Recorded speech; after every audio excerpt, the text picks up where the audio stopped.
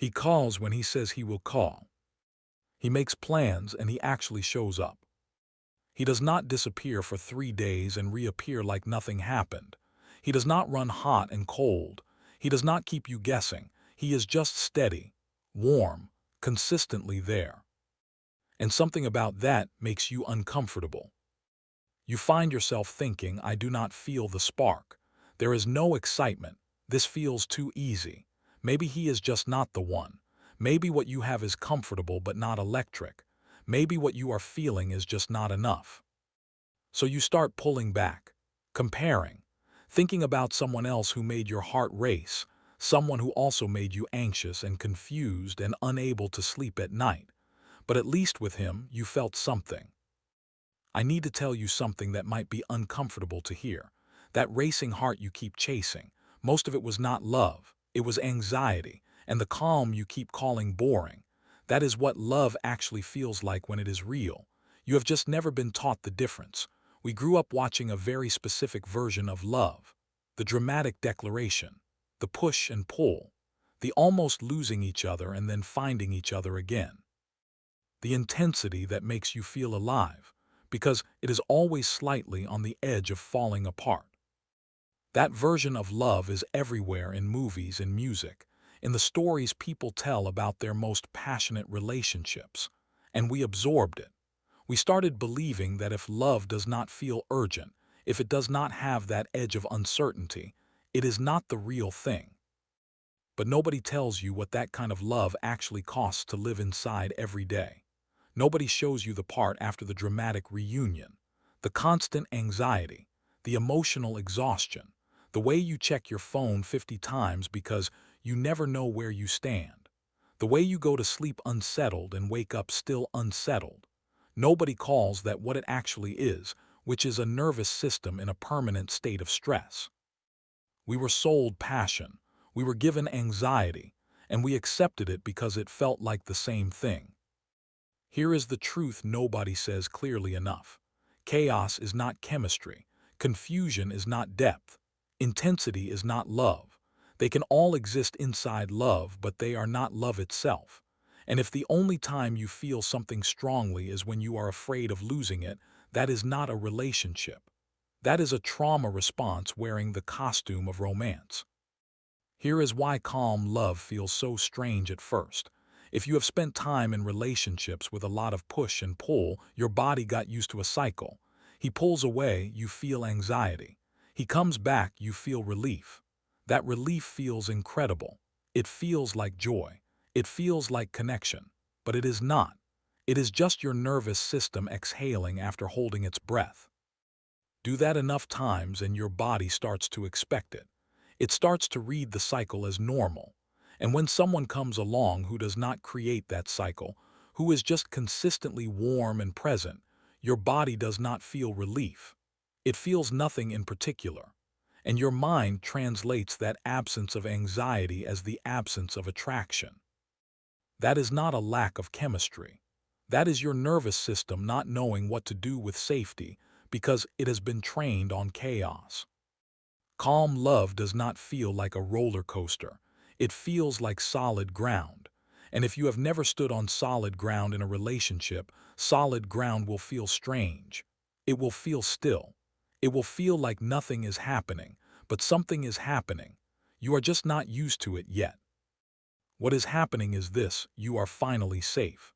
And safe is supposed to feel like coming home, not like a red flag. Let me show you what the calm version of love actually contains, because it is not boring, it is not empty, it is not settling, it is just quiet in ways that chaotic love never allowed you to experience. The first thing, you can actually be yourself. In a chaotic relationship, you are always slightly performing, adjusting, monitoring his mood so you know which version of yourself is safe to bring today, watching what you say, softening your edges, managing the temperature. In calm love, that performance stops. You do not have to calculate how to be. You just are. You say the thing you actually think. You bring the mood you actually have. You take up the space you actually occupy. And the other person meets you there. Not perfectly every day, but consistently, without making you pay for being real. The second thing, your energy belongs to you again. Think about how much energy a chaotic relationship takes, the replaying of conversations, the reading between lines, the wondering what his silence means, the preparing yourself emotionally for the next unpredictable moment. That energy has to come from somewhere, and it always comes from you, from your work, your friendships, your ambitions, your peace. Calm love gives that energy back. And when you are not spending everything you have on managing a relationship, you suddenly have the capacity to build your actual life. That is not boring. That is freedom. The third thing, you find out what you actually feel separate from fear. In a chaotic relationship, it is almost impossible to know what you truly feel because everything is mixed in with anxiety. You cannot tell the difference between loving him and being afraid to lose him. You cannot tell if you are happy or just relieved. Calm love strips all of that away. When there is no fear clouding everything, what is left is the actual feeling. And sometimes what is left is deep, quiet, genuine warmth. A kind of love that does not shout but does not leave either. That is not boring. That is real. So here is what I need you to do.